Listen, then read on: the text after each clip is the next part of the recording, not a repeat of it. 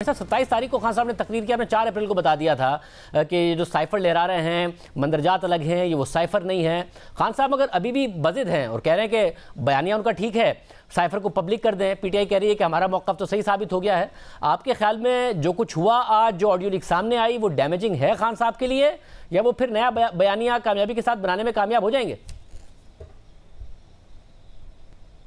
अच्छा शाहजेब साहब, जब मैंने ये बात कही थी ना 4 अप्रैल को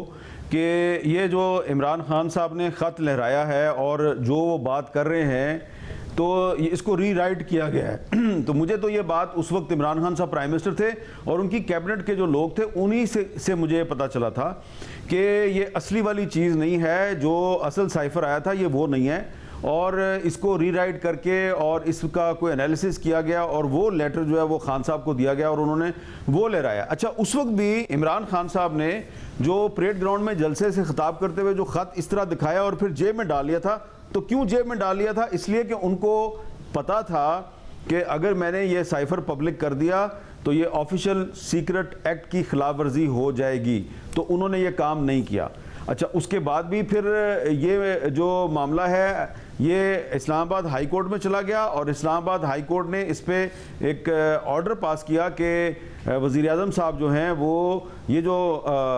ख़त है या साइफर है वो इसको पब्लिक नहीं कर सकते क्योंकि ये ऑफिशियल सीक्रेट एक्ट की खिलाफ वर्जी होगी, तो ख़ुद तो उन्होंने किया नहीं। अच्छा, आज इमरान खान साहब को जब ये पता चला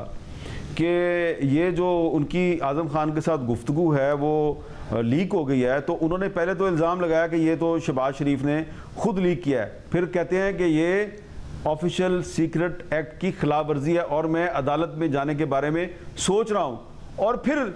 उससे अगले ही लम्हे मुतालबा करते हैं कि अब ये साइफर जो है इसको पब्लिक कर दिया जाए। एक तरफ आप कह रहे हैं कि ये ऑफिशियल सीक्रेट एक्ट की खिलाफ वर्जी है, दूसरी तरफ आप खुद ही मुतालबा कर रहे हैं कि इसको पब्लिक कर दिया जाए। मैंने इस पे कुछ लीगल एक्सपर्ट्स के साथ दोबारा बात की आज, तो उन्होंने कहा ये पॉसिबल नहीं है, क्योंकि अगर आप एक साइफर जो है उसको पब्लिक करेंगे तो फिर पाकिस्तान के जो डिप्लोमेट्स हैं जो दुनिया के मुख्तलिफ ममालिक में सफारती खिदमात सर अंजाम दे रहे हैं, तो वो फिर साइफर नहीं लिखा करेंगे, वो फिर खुल के बात नहीं किया करेंगे, और जो बाकी दुनिया के जो डिप्लोमेट्स हैं वो भी आपके साथ खुल के बात नहीं करेंगे। तो इसलिए ये जो आज इमरान खान साहब ने कहा है कि उसको पब्लिक किया जाए, ये सुनने में तो बड़ी अच्छी बात लगती है कि इमरान खान साहब मुतालबा कर रहे हैं कि ये जो साइफर है इसको पब्लिक कर दिया जाए, लेकिन खुद उनको पता है कि ये पाकिस्तान के जो कानून की है वो खिलाफ वर्जी है और इसको पब्लिक नहीं किया जा सकता। तो मुझे लगता है कि अभी भी इमरान खान साहब जो हैं वो खेल रहे हैं, इस पर भी अभी भी खेल रहे हैं। ये खेल उन्होंने शुरू किया था मार्च के महीने में और अभी तक वो इस पर खेलते ही जा रहे हैं। आमिर साहब, ये जो ऑडियो है और इसके जो मंदरजात हैं, इसकी बातें काफ़ी टाइम से गर्दिश कर रही थी, रिपोर्ट भी हो रही थी कि इस किस्म की एक ऑडियो है जिसमें खान साहब बात कर रहे हैं कि किस तरीके से खेला जा सकता है और ये अमरीकी साजिश का बयानिया बनाया जा सकता है। कोई 2-3 महीने से ये बात चल रही थी, ये अचानक सामने आई है। पहले शहबाज शरीफ साहब की ऑडियो सामने आई है, जैसा आपने भी जिक्र किया, शहबाज शरीफ पर इमरान खान इल्ज़ाम लगा रहे हैं, उन्होंने किया लीक, कैसे हुई है लीक? देखिए, जब शहबाज शरीफ साहब की उनके प्रिंसिपल सेक्रेटरी तौकीर शाह साहब के साथ ऑडियो लीक हुई तो इमरान खान साहब ने उस पर बड़ी तकरीर छाड़ दी और उन्होंने कहा जी कि मेरा मौक़िफ़ सही साबित हो गया। तो अब अगर उनकी आ गई है तो इसका मतलब यह है कि सिर्फ उनकी एक नहीं है, उनकी और भी होंगी। और मैंने पहले भी आपको कहा था, मैं दोबारा आपसे कह रहा हूँ कि इमरान खान साहब जो हैं उनकी न सिर्फ ये एक ऑडियो लीक हुई है, उनकी वीडियोज़ भी कुछ लोगों के पास मौजूद हैं। और मैंने ज़ाती तौर पे ये बात बार बार कही है कि मैं इस हक़ में नहीं हूँ कि सियासतदानों की इस किस्म की जो वीडियोज़ हैं वो पब्लिक की जाएँ, लेकिन देखें कि काश के जब शहबाज शरीफ साहब की और उनके प्रिंसिपल सेक्रेटरी की गुफ्तगू सामने आई तो इमरान खान साहब ये मौक़िफ़ इख्तियार करते कि एक सिटिंग प्राइम मिनिस्टर जो है उसकी ऑडियो लीक नहीं होनी चाहिए, और अगर लीक हुई है तो इसकी इंक्वायरी ज़रूर करें, लेकिन वो उसमें अपनी सियासत का एंगल तलाश ना करते और ये ना कहते कि देखो जो मैंने कहा था वो सही साबित हो गया। और उन्होंने कहा मैंने कहा था ना कि मरियम नवाज़ जो है वो भी गलत है और शहबाज शरीफ भी गलत है, तो मैं सही साबित हो गया। अब उनकी अपनी आई है ऑडियो, तो वो कह रहे हैं जनाब के ये जो है शहबाज शरीफ ने लीक कर दिया है। तो इसलिए मैं दोबारा इमरान खान साहब की खिदमत में मुअद्दबाना तौर पर यही गुजारिश करूँगा कि बस अब यहाँ पे ब्रेक लगा दें, क्योंकि अगर आप इसी तरह खेलते रहे कि दूसरे की ऑडियो आए, दूसरे की वीडियो आए, तो वो आपकी कामयाबी है, और अगर आपकी आ जाए तो वो फिर कोई साजिश हो जाती है और वो शहबाज शरीफ लीक करता है। तो आपको भी पता है कि शहबाज शरीफ ने कुछ लीक नहीं किया, उसकी तो अपनी ऑडियो भी लीक हुई है। तो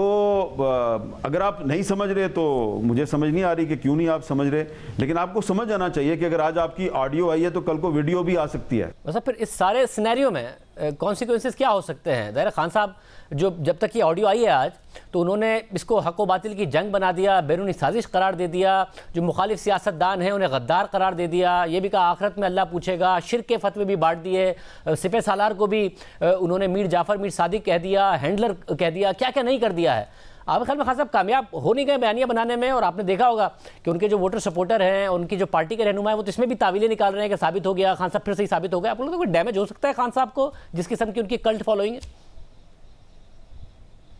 नहीं, देखें ना, उसमें कमज़ोरी तो उनके सियासी मुखालफिन की है ना, कि अगर लेटर जो है वो आपको 8 मार्च को मिला, ठीक है, लेटर आपको 8 मार्च को मिला, 23 मार्च को आपने इस्लामाबाद में OIC के वज़राए ख़ारजा की एक कॉन्फ्रेंस की, और उस OIC के वज़राए ख़ारजा की कॉन्फ्रेंस में आपने अमेरिकन स्टेट डिपार्टमेंट के ऑफिशियल्स को भी दावत दी, और वो पाकिस्तान आए, उन्होंने शिरकत की, उनको शाह महमूद कुरैशी साहब ने रिसीव किया, और जब वो वापस चले गए तो उसके कुछ दिन के बाद 27 जुलाई को आप एक लेटर निकाल के ले आए और आपने कहा कि अमेरिका ने मेरे खिलाफ साजिश कर दी। तो साजिश का आपको 8 मार्च से पता था, और अगर साजिश हो रही थी तो आपने फिर 23 मार्च को OIC के वज़राए ख़ारजा की कॉन्फ्रेंस में अमेरिकन स्टेट डिपार्टमेंट के ऑफिशियल्स का क्या काम था, उनको क्यों बुलाया था आपने? लेकिन जो उस वक्त अपोजिशन थी इमरान खान साहब की, वो उन्होंने इस सवाल को इतने मौसर अंदाज में उठाया नहीं, और क्योंकि वो भी अमेरिका को नाराज़ नहीं करना चाहते थे, तो इसलिए मैं समझता हूँ कि इमरान खान साहब जो हैं, अगर वो इस अपनी हुकूमत के ख़िलाफ़ एक गैर मुल्की साजिश का बयानिया जो है उसको एक बहुत बड़ा इशू बनाने में कामयाब हो गए, तो उसकी बुनियादी वजह उनके जो सियासी मुखालफिन है उनकी कमज़ोरी थी। मैंने तो आपके शो पे भी और अपने शो पे भी ये बात बार बार उठाई कि भाई अगर 8 मार्च को आपको खत मिला है और आप समझते हैं कि आपको धमकी दी गई है, तो जिस मुल्क ने धमकी दी आपने उसके ऑफिशियल्स को इस्लामी ममालिक के वज़राए ख़ारजा की कॉन्फ्रेंस में क्यों बुलाया? लेकिन जो उस वक्त जो ये मुस्लिम लीग नून और पीपल्स पार्टी और बाकी जो लोग थे, वो उन्होंने इस इशू को नहीं उठाया, तो इमरान खान को मौका मिला और उनका एक बयानिया बन गया। अब उसमें से हवा निकल गई है, अब ये ऑडियो लीक आ गई है, तो अभी भी अगर ये शहबाज शरीफ साहब जो हैं और बिलावल भुट्टो जरदारी साहब हैं और जो इस हुकूमत के वज़ीर हैं, वो अभी भी अगर